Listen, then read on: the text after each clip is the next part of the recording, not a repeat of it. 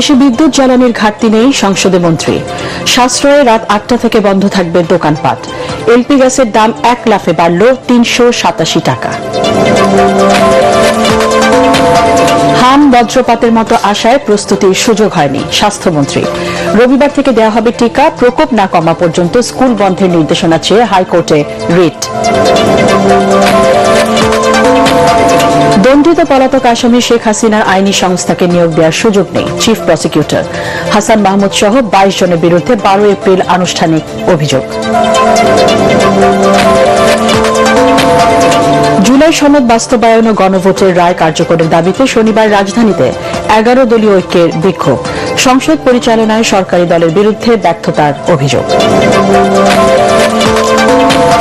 এবং যুদ্ধ জয়ের দ্বারপ্রান্তে পেন্টাগন, জাতির উদ্দেশ্যে ভাষণে ট্রাম্প। ইরানকে ধ্বংসের চেষ্টা করা হলে মধ্যপ্রাচ্য লন্ডভন্ড হয়ে যাবে, হুঁশিয়ারি তেহরানের।